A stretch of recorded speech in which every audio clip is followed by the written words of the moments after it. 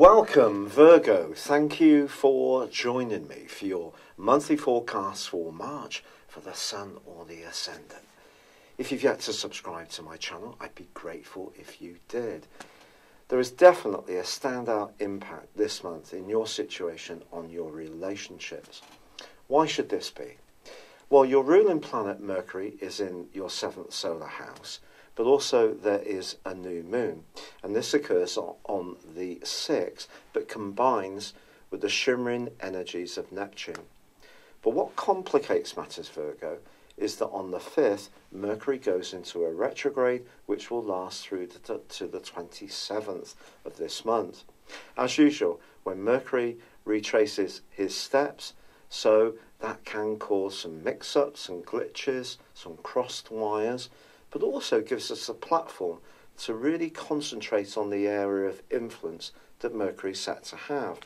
So my argument to you would be to try to see Mercury's retrograde in your 7th house of relating as a possible opportunity to learn more about the effectiveness of your interactions with others. The new moon, being next to Neptune, can make you very idealistic, and therefore that can prime your expectations. With Mars also in a very adventurous part of your situation as this month begins, in your sister Earth sign of Taurus, and joined by Uranus full-time for 7 years at least on the 6th too. There's a lot of activity there. Also activity in your 5th solar house, which is about passions, hopes and wishes, about romance, about creativity and personal expression, and that comes particularly through the guise of Pluto. But as this month begins, there's actually a change on the 2nd, and this sees Venus move out of a very positive transit that it went through in the sign of Capricorn, arriving in the idealistic sign of Aquarius. Now, through to the 26th of this month, Venus here is asking you to try to use diplomacy, understanding, being a little bit more self-sacrificing around certain involvements, but you can use a degree of charm to also make progress when it comes to your professional possibilities and prospects, because Venus in the 6th house works well when we do try to get on well with people that we interact with in our everyday situations. But for you, the 7th house energy is very much about you being fed as much as you feeding other people. It needs to be a mutually beneficial exchange of energies. So if there is any relationship in your world, and I don't just mean in a romantic context, where this fair exchange doesn't quite work, I feel this is where Mercury's retrograde is really going to come into focus. So on the 6th, we have this new moon. A new moon combining with Neptune. Neptune's a glorious influence. It's been with you since 2012, and it's probably heightened your appreciation of the type of person you could be involved with, but it may have also given rise at times to a sense of disappointment around certain relationships, if other people have been rather human in terms of their failings, and they've not always come up to the expectations you've had. So Neptune can very much be a double-sided sword.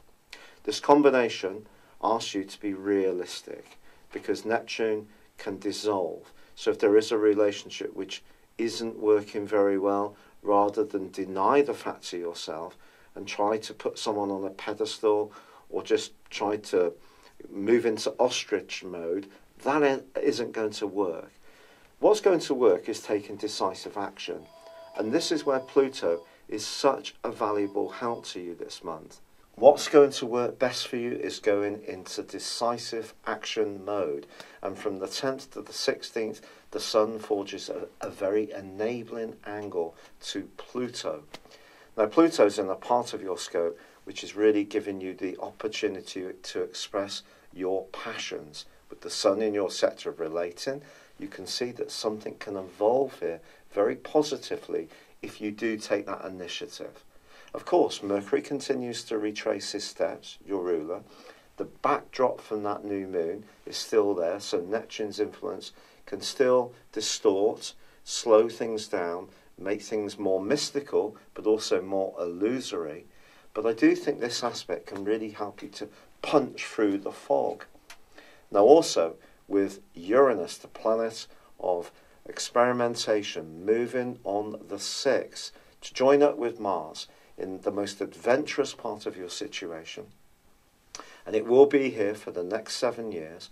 Of course, it had that brief expedition through the sign of Taurus last year for 5 months. But that also squared off to Mars last year, which created a lot of frustration potentially. Now it's much more freer spirited, and Mars's angle from the 19th to the 24th with Pluto is one where you can really use your drive, determination and willpower to make something alter in your situation, which is really exciting and very life-affirming and empowering.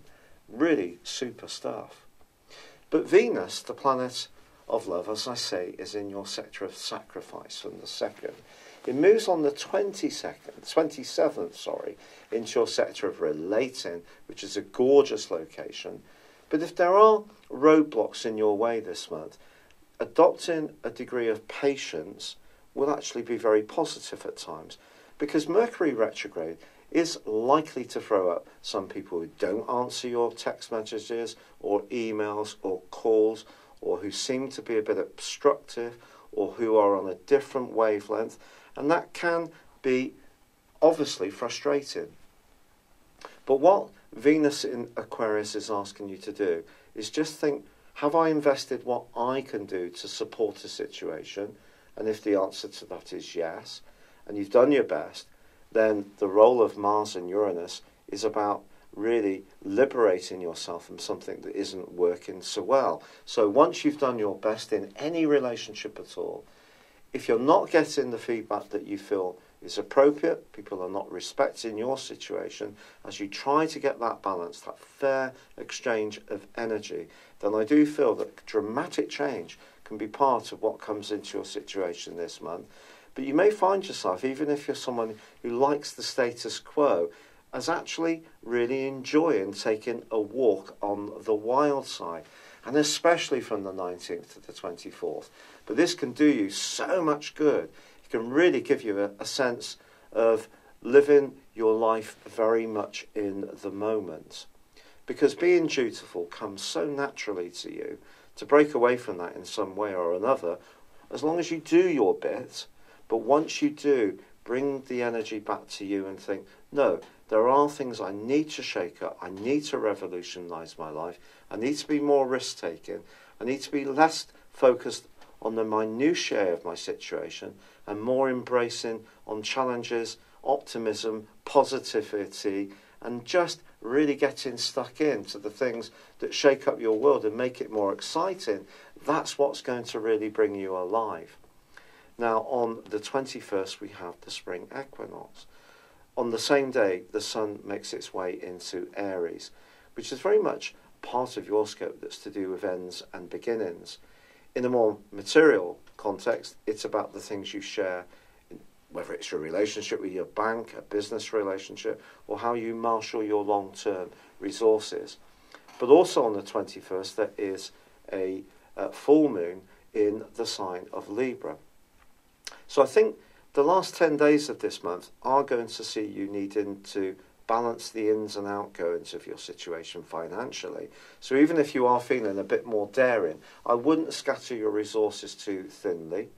There's also a conjunction between Mercury, your ruler, and Neptune in the last 10 days of this month, which suggests that someone you're drawn to in a romantic context can be maddeningly, frustratingly evasive, out of touch, or perhaps spinning you stories which seem to be compelling but then leave you rather disappointed.